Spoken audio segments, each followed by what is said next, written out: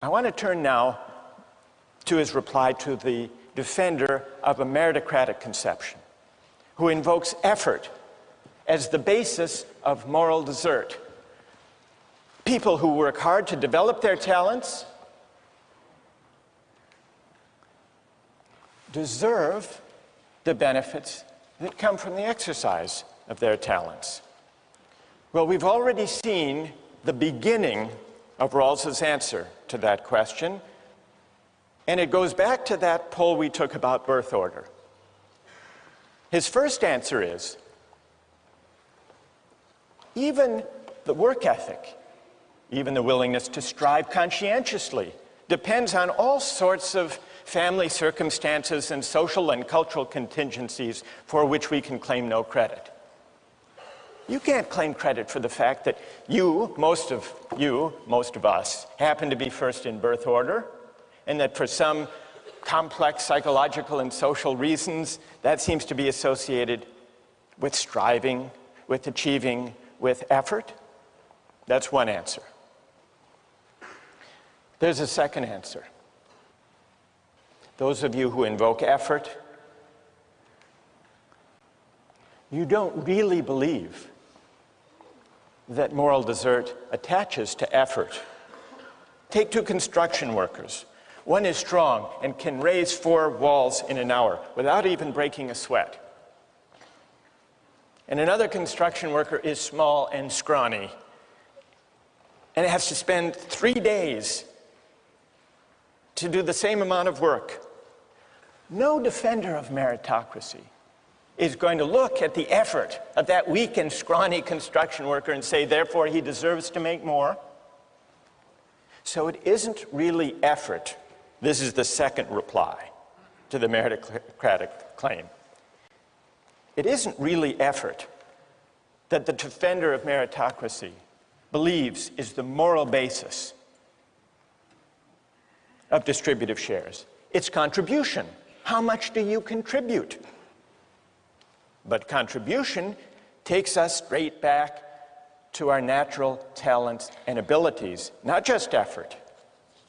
And it's not our doing how we came into the possession of those talents in the first place. All right, suppose you accepted these arguments, that effort isn't everything, that contribution matters from the standpoint of the meritocratic conception, that effort even isn't our own doing.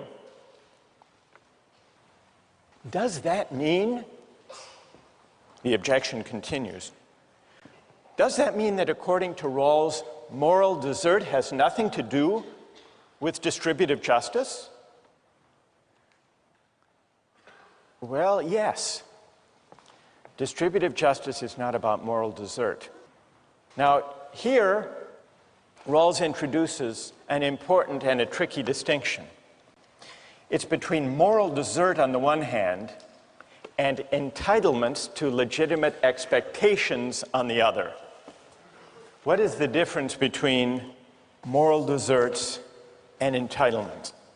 Consider two different games, a game of chance and a game of skill. Take a game of pure chance. Say I play the Massachusetts State Lottery, and my number comes up. I'm entitled to my winnings. But even though I'm entitled to my winnings, there's no sense in which, because it's just a game of luck, no sense in which I morally deserve to win in the first place. That's an entitlement.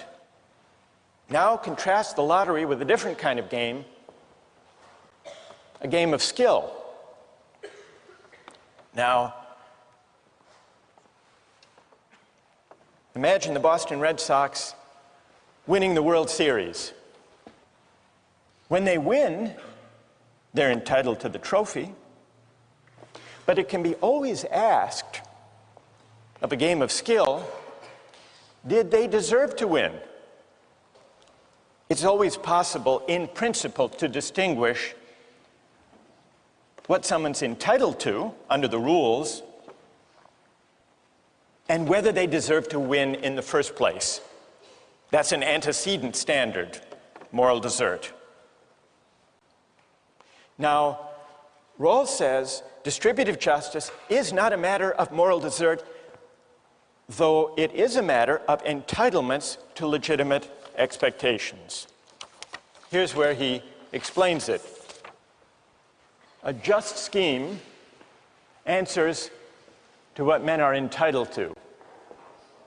It satisfies their legitimate expectations as founded upon social institutions. But what they are entitled to is not proportional to, nor dependent on, their intrinsic worth. The principles of justice that regulate the basic structure do not mention moral desert, and there is no tendency for distributive shares to correspond to it. Why does Rawls make this distinction? What morally is at stake? One thing morally at stake is the whole question of effort that we've already discussed. But there's a second contingency, a second source of moral arbitrariness that goes beyond the question of whether it's to my credit that I have the talents that enable me to get ahead. And that has to do with the contingency that I live in a society that happens to prize my talents. The fact that David Letterman lives in a society that puts a great premium, puts a great value on a certain type of smirky joke, that's not his doing. He's lucky that he happens to live in such a society.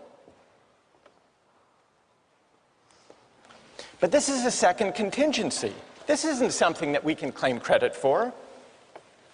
Even if I had sole, unproblematic claim to my talents and to my effort, it would still be the case that the benefits I get from exercising those talents depend on factors that are arbitrary from a moral point of view. What my talents will reap in a market economy, what does that depend on? What other people happen to want or like in this society. It depends on the law of supply and demand. That's not my doing. Certainly not the basis for moral desert. What counts as contributing depends on the qualities that this or that society happens to prize. Most of us are fortunate to possess, in large measure, for whatever reason, the qualities that our society happens to prize. The qualities that enable us to provide what society wants. In a capitalist society, it helps to have entrepreneurial drive. In a bureaucratic society, it helps to get on easily and smoothly with superiors. In a mass democratic society, it helps to look good on television and to speak in short, superficial sound bites. In a litigious society, it helps to go to law school and to have the talents to do well on LSATs. But none of this is our doing. Suppose that we, with our talents, inhabited not our society, technologically advanced, highly litigious, but a hunting society or a warrior society. What would become of our talents then? They wouldn't get us very far. No doubt some of us would develop others. But would we be less worthy? Would we be less virtuous? Would we be less meritorious if we lived in that kind of society rather than in ours? Rawls's answer is no. We might make less money, and properly so. But while we would be entitled to less, we would be no less worthy, no less deserving than we are now. And here's the point: the same could be said of those in our society who happen to hold less prestigious positions, who happen to have fewer of the talents that our society happens to reward. So here's the moral import of the distinction between moral desert and entitlements to legitimate expectations. We are entitled to the benefits that the rules of the game promise for the exercise of our talents. But it's a mistake and a conceit to suppose that we deserve in the first place a society that values the qualities we happen to have in abundance. Now, we've been talking here about income and wealth. What about opportunities and honors? What about the distribution of access, of seats in elite colleges and universities? It's true.